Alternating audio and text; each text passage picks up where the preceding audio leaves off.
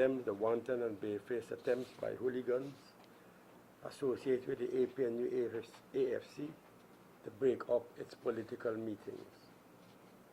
At a meeting at East Randolph, party leaders, including the head of the Presidential Secretariat, was attacked in what could only be described as an incident of vulgarity, in which the daughter of a prominent APNU activist was seen urinating on a PPPC flag. This resort to threatening language, thuggery, and violence is fraught with dangers and could, if allowed to continue, pose a real danger to life and limb, not to mention the dangers to public order and safety. Several PPPC billboards, posters, and other campaign materials were pulled down, defaced, or otherwise destroyed within the past few days.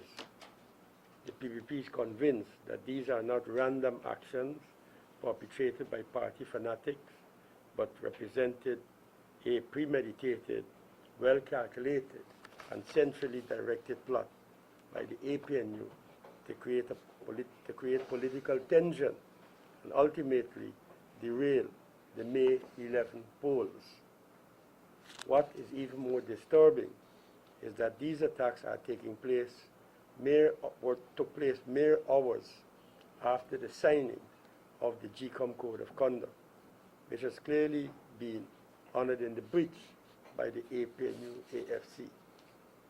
It seems obvious that Mr. Granger, no doubt in anticipation of a defeat at the upcoming elections, is now setting the stage for the repudiation of the will of the people. This explains why he referred to the voters' list as dirty, and his rather preposterous claim that all elections since October 1992 were rigged, even though it is an established fact that all the elections since 1992 were certified by local and international observers and were declared by local and international observers not only to be free and fair, but free from fear. The PPP is strongly of the view that Granger and his APNU AFC outfit is staging a psychological warfare aimed at driving fear into the electorate to create a false sense of political dominance, especially in light of an impending electoral defeat on May 11. Part of this so-called offensive is the peddling of lies and all manners of deceptions aimed at manipulating the electoral process. The refusal by the APNU to support the vetting of GCOM's polling day staff on the grounds of the logistical difficulties conjures up memories of Hoyt's describing the counting the votes at the place of poll as a logistical nightmare. It took much arm twisting on the part of President Carter before Hoyt reluctantly agreed to count the votes at the place of poll. The PPP calls on the Guyanese electorate to be strong and focused and not to allow themselves to be intimidated by acts of political terrorism being perpetrated by the APNU AFC. The PPP also calls on GCOM to put in place all the necessary mechanisms to guard against multiple voting, unauthorized use of proxy voting, others voting for others, storming of polling stations, stuffing of ballot boxes, and other fraudulent practices on voting day. It is clear that as election day draws near, and the prospects of another PPPC victory looms larger and larger in the election's horizon, desperation seems to be getting the better of the APNU AFC. The PPP urges its members, supporters, and friends to remain calm and composed despite acts of provocation unleashed against them by the APNU AFC coalition. Now, in addition to what I've read in the statement, there are a couple of other things I'd like to refer to.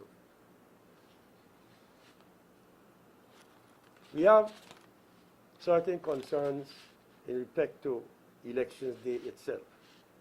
I've already mentioned the strong possibility of the storming of the polling stations in certain polling divisions. We've had this in the past, and we wouldn't want to write off completely or to be naive enough not to believe that it would not happen again. Further, the bullying of polling agents representing the PPP.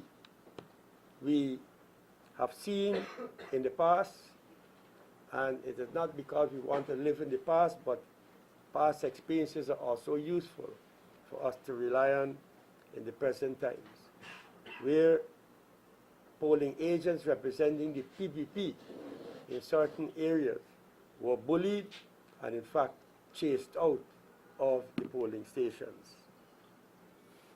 The constant call that we have made for the vetting of polling day staff continues to fall on deaf ears by GCOM. And as I said in the statement, it is reminiscent of how it was called upon to facilitate counting the votes at the place of poll, and he said it was a logistical nightmare.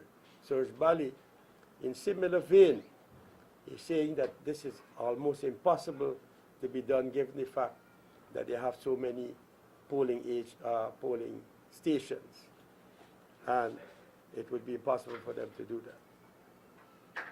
We also are concerned about polling stations at questionable private residences. This continues to be a bugbear, and our commissioners are representing all these issues so far at the level of the GCOM. Finally, hostility by GCOM staff. We've already noticed in certain areas the hostility on the part of some GCOM staff in the face of the polling agents or balloting agents from the People's Progressive Party. In respect to the just concluded voting by the discipline services, these are some of the observations we would like to make. I would like to preface these observations, however, by stating that our elections agent will be writing to GCOM, elucidating the facts and the data with respect to places, locations, incidents where these occurrences took place.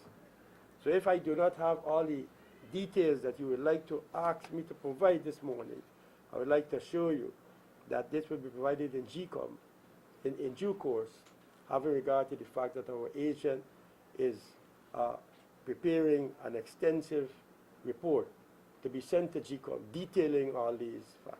But suffice it to say, there were some changes in polling stations on the day itself. For example, I understand that in the Kampayangana, polling stations were shifted from one location to the next within the camp itself. The late arrival of ballot boxes and balloting materials at certain locations also took place, not to mention or not to forget the late arrival of GCOM staff and the late start of balloting at these balloting stations as well. But most important and critical above all was the refusal by ballot attendants to provide copies of the ballot paper account. At the end of the polling, the ballot officer is expected to provide the ballot agent with an account of how pollings took place at the polling station. This is not the count as such.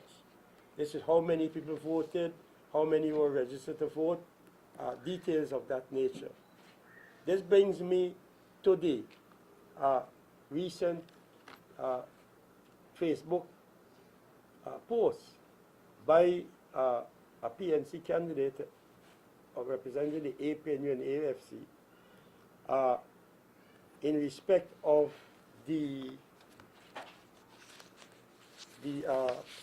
developments, what he termed revelations, at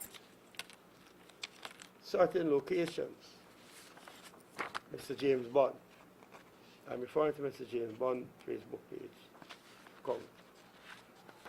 I don't want to repeat what he said. You know what has been said. But he's quoted as saying that 98% of the ballots cast by the disparate forces have been for the APNU and AFC, and that the ranks are openly stating that they voted for the coalition.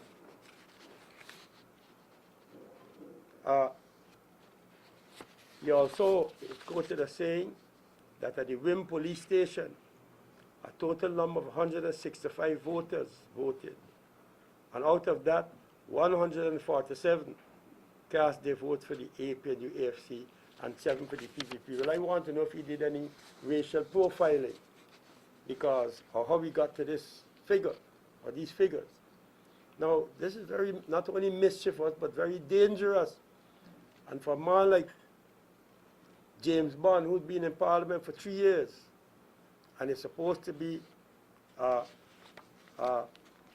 experienced legal practitioner, to make statements of this type, we are looking to GCOM to take the necessary legal action through whatever means possible. And I believe that Mr. James Bond has committed a serious misdemeanor and must therefore face the legal and criminal consequences of this dastardly act which he has committed, contrary to the rules of elections in this country. I want to say this, that had this been a PPP person, had this been a member of the People's Progressive Party,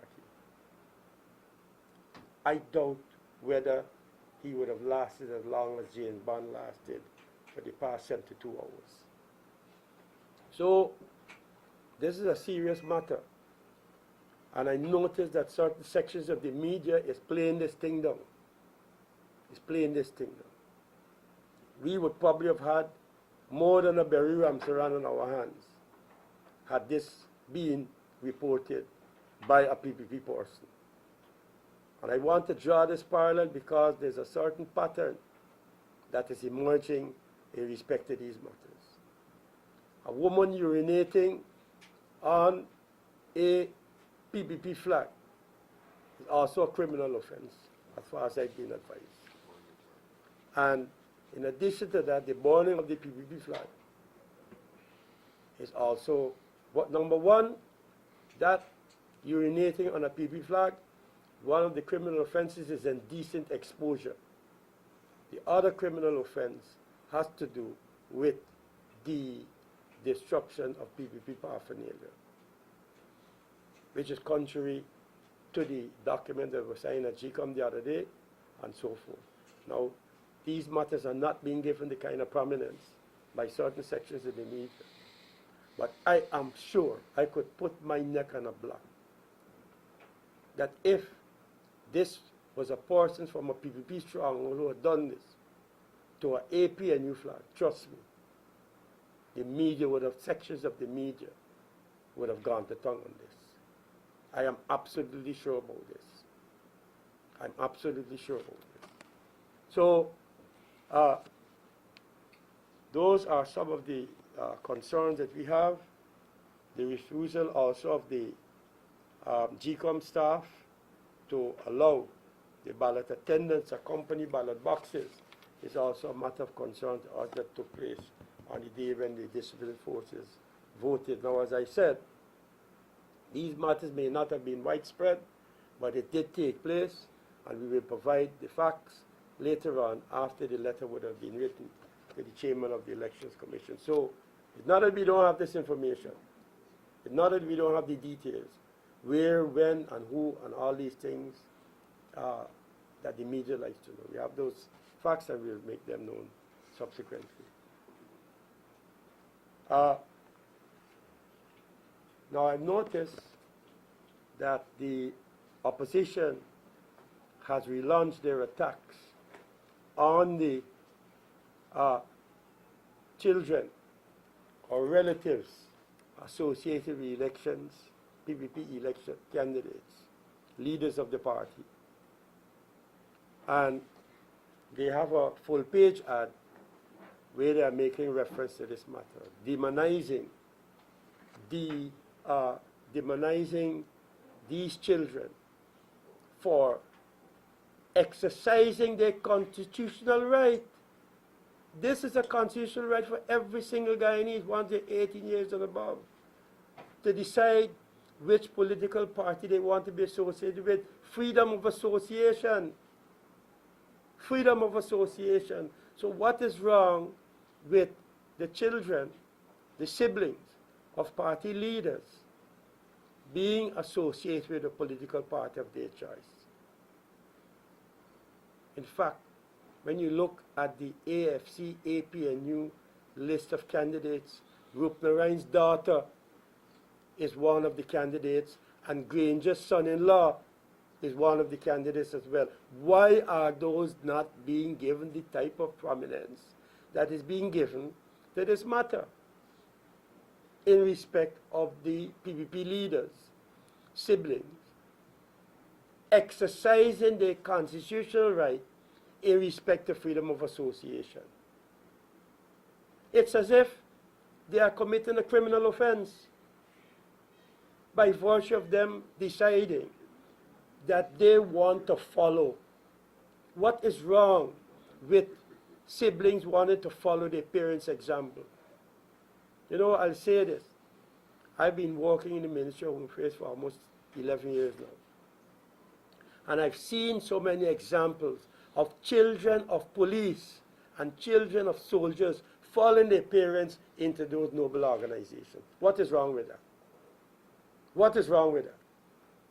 Thousands upon thousands of siblings whose parents and grandparents were policemen and women have gone into the force. So what? The force is to deny them entry into that organization because they want to follow the parents who were once a soldier, once a policeman, or in any other profession for that matter.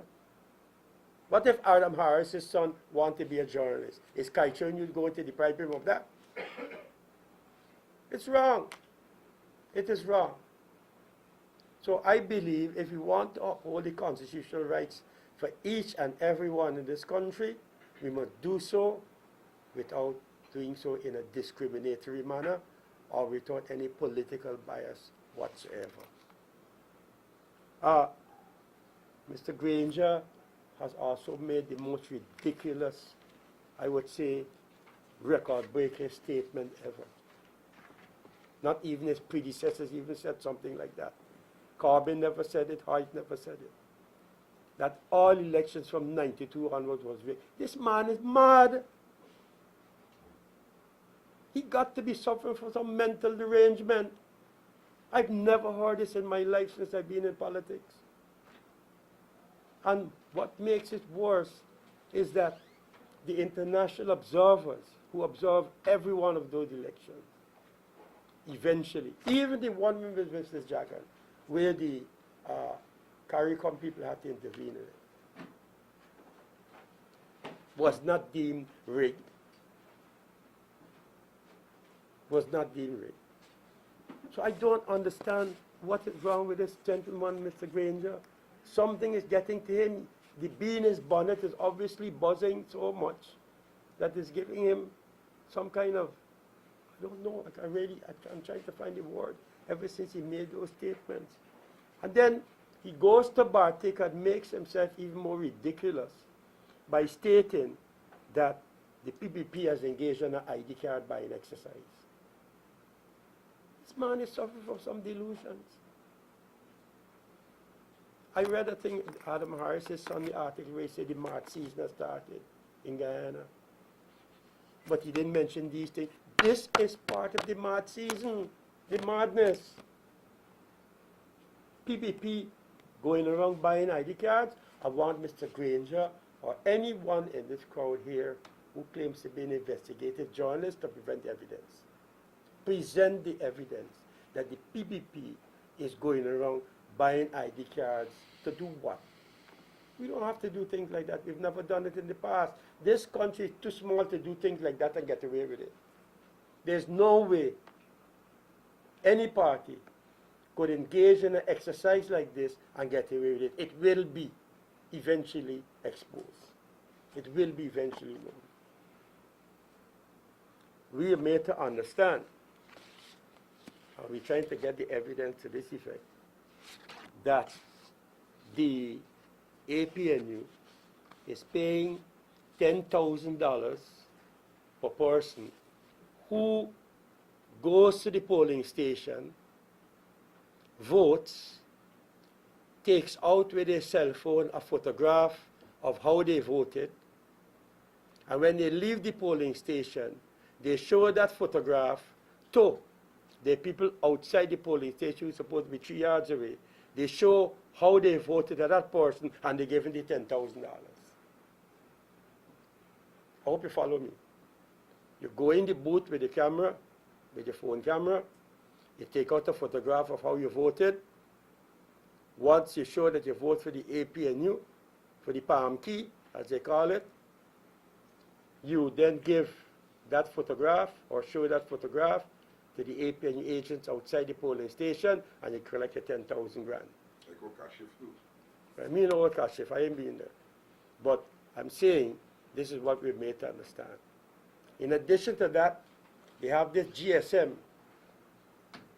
issue where they're asking the polling agents to take out a photograph of the results of the poll, send it to some central location where they'll be transmitting this thing all across the country. Come as, you know, I'll tell you something. I've been in this business for a long time. And, you know, James Bond is excusing what he did on the basis of anyone is free to do an exit poll. Well, trust me, if all of us are to do exit polls and put it up on the internet or wherever you want to put it, a sheer confusion will take place, and I don't think it will end so easily, because there's bound to be trouble in the streets of Georgetown. The question will be, whose results are true? The opposition will be saying one thing, and the PPP will be saying another thing. And if we want confusion in this country, we better control ourselves with what we want to do. This excuse that the APNU is using about a group of exuberant supporters, this has nothing to do with exuberance. The PPP is a mass political party. We have sent instructions to all of our polling agents to adhere to the rules of the elections and GCOM. Everybody knows that. Save and except if there's a departure from the rules of what they've been trained and the manuals on the basis of which instructions are given, they're to report that. But I'm warning that if all of us were to engage in this whimsical folly of sending around through the internet and emails what you believe is the results without GCOM sanctioning it, or without coming officially from GCOM, we're going to have trouble in this country. Serious trouble. And no excuse on the basis of exuberance and loose cannons is going to work. This is too serious a matter, my friends from the journalistic corps.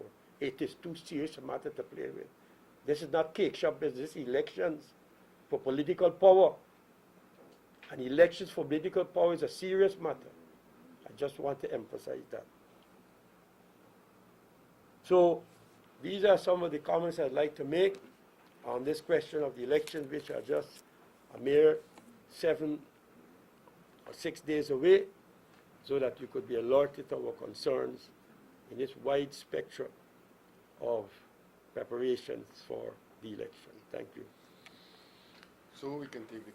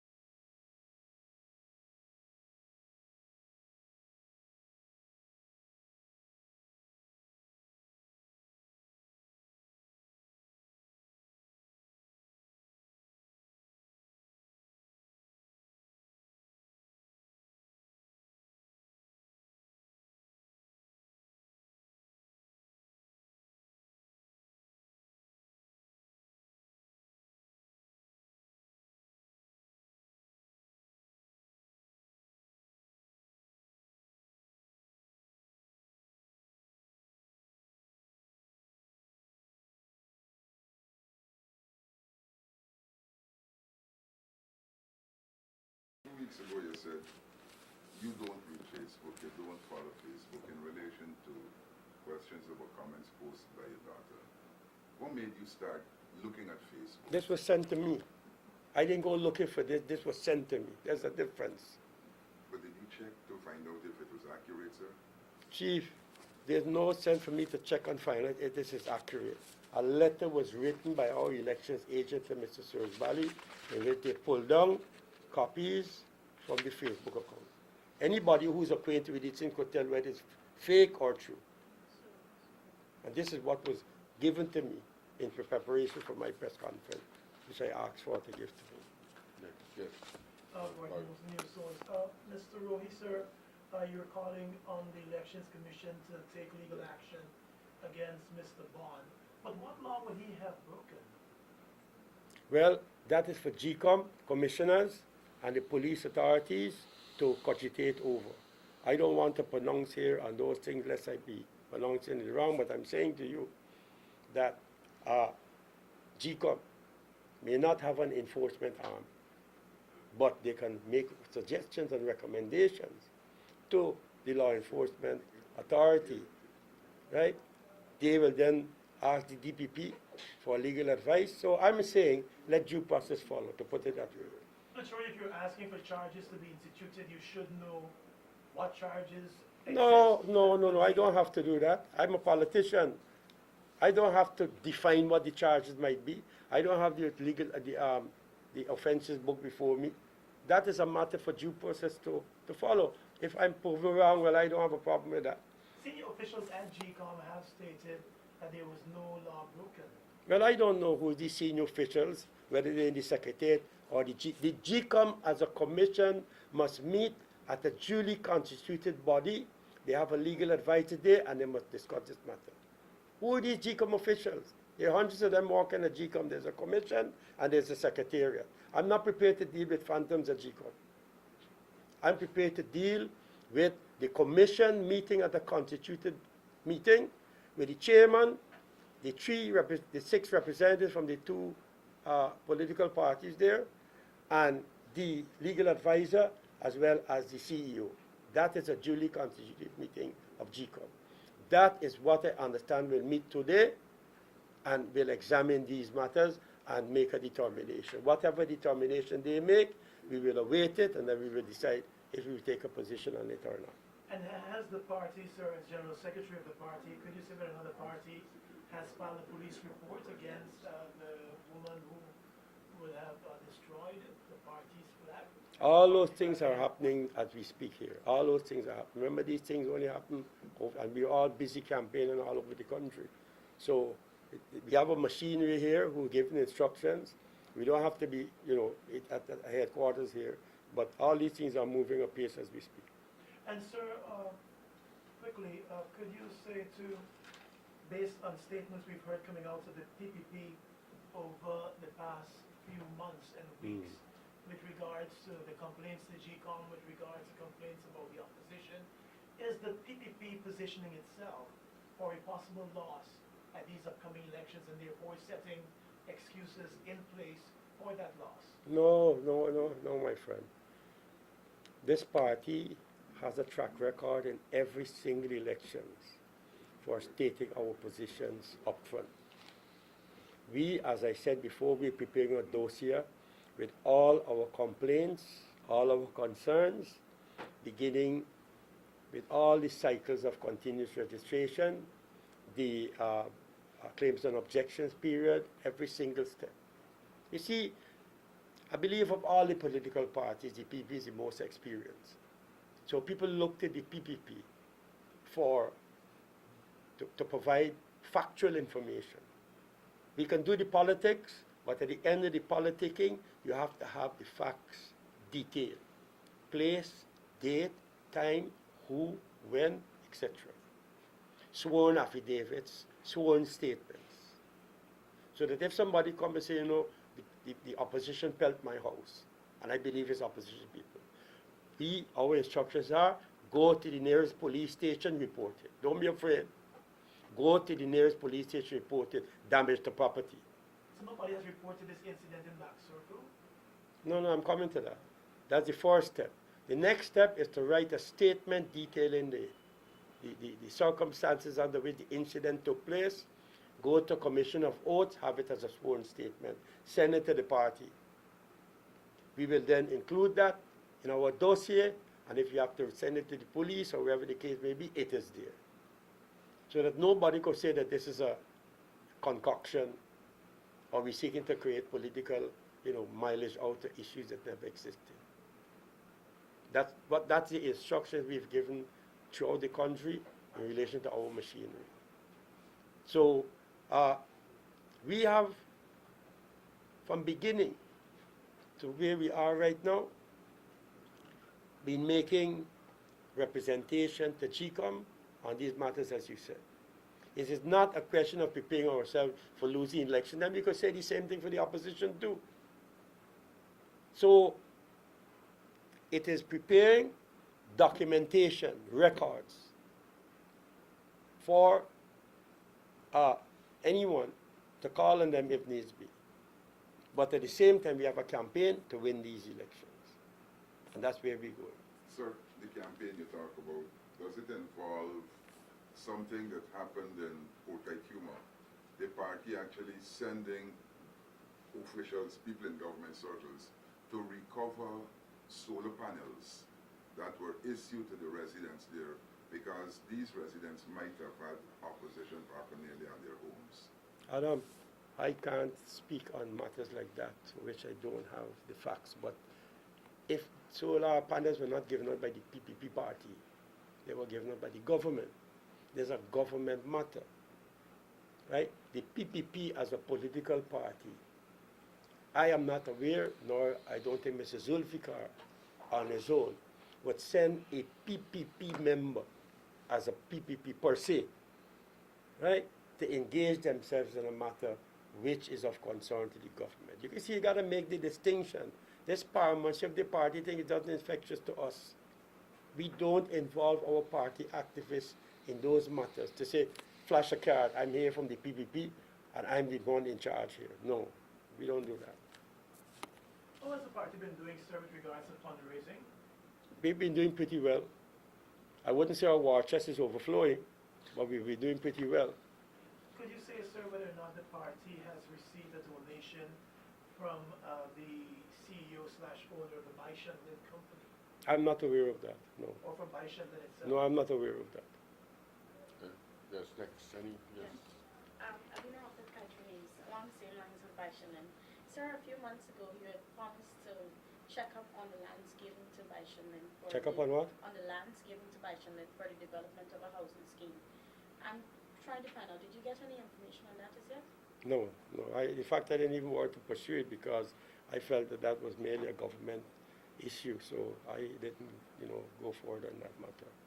And sir, is the party happy that President Jagdeo seems hell-bent on promoting the race issue during the campaign? Which issue? Race issue has happened at the stadium on Friday, was it? On Friday, where his speech was deliberately centered on race. The Indian people are here. They want to get us Indian people out, that kind of thing. Has the party had a look at what he's been doing on the campaign trail? If we had a look at what he has been doing, Yeah. I've been in almost all the rallies where Mr. Jagdeo has spoken. I've been at some public meetings where he has spoken. And I wasn't at the stadium when he spoke, but I can only speak about those activities that I was at when he spoke, or where he spoke. Have you had reports? About what? His race baiting at the stadium. Anybody reported it to you? Why do you describe it as race baiting?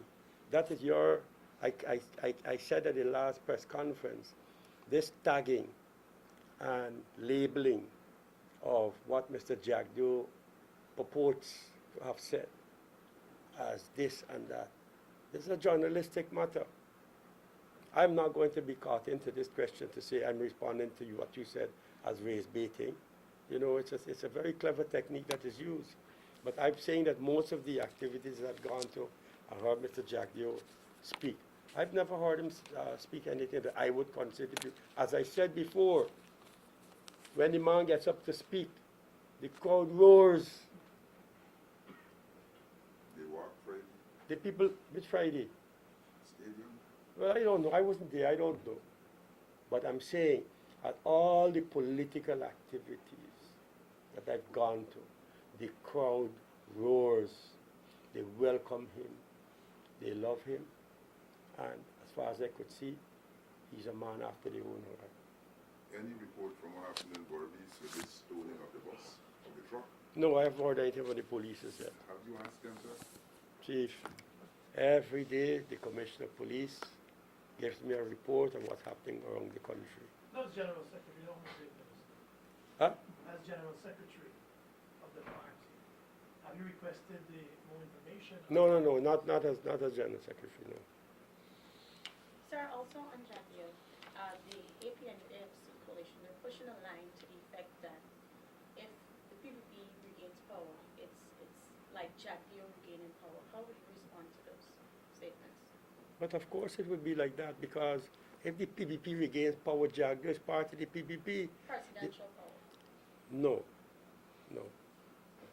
If the PPP wins power, Jaggio and all of us wins power. Because the man is a leader of the PPP. He one of the more outstanding at this point in our historical juncture, one of the most outstanding leaders of the PPP. So obviously, if the PPP wins power by extension, Jaggio and all of us wins political power. What we have to do is to make sure we exercise that power without fear or favor, Thing or ill will, yes. but Affection. affection or ill will. Right.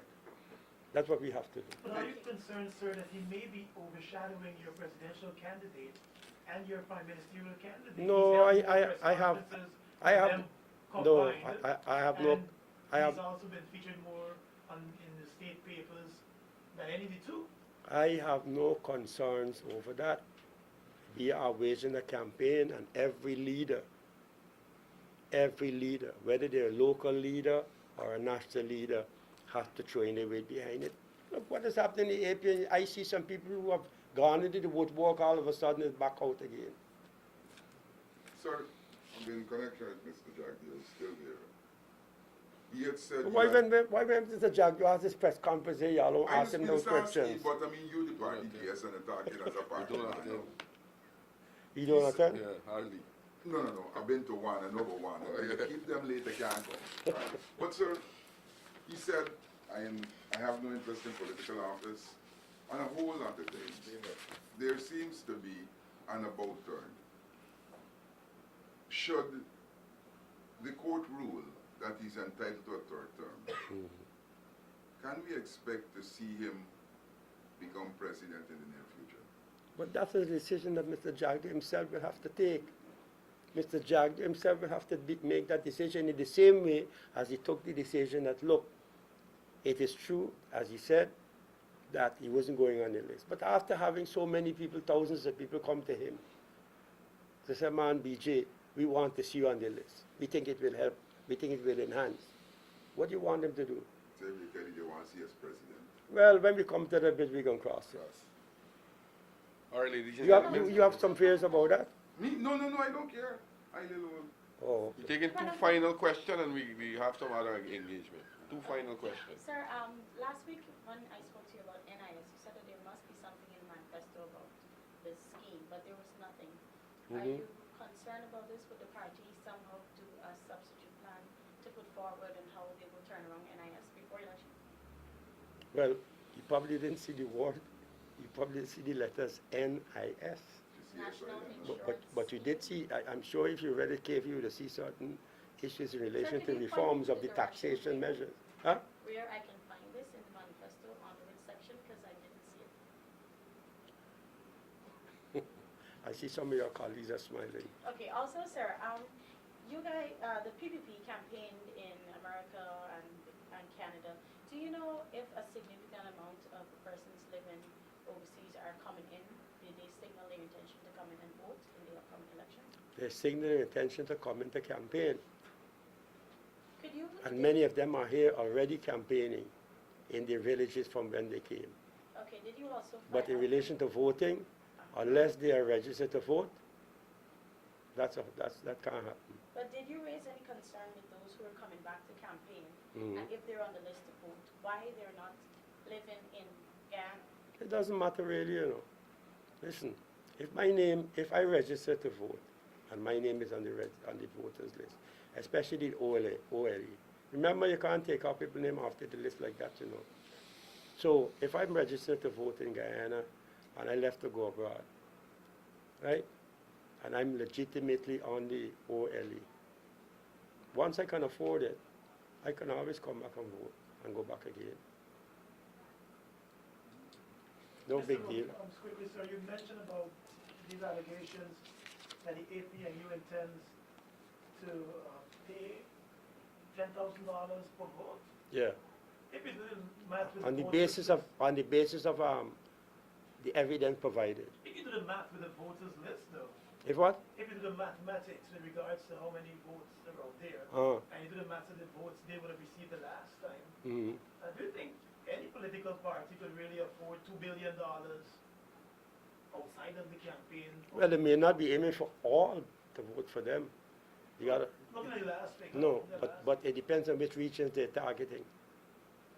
It depends on which regions they're Which region targeting. do you think the target is? No, you Brother, by I the don't same- know, you gotta ask By them. the same extent. They ask Harman that. Yeah, the same extent. We have people in Region 1 who claim that your party supporters, when they're with jerseys, that had $6,000 inside. That was... That's laughable, man. All right, thank you, all ladies and gentlemen.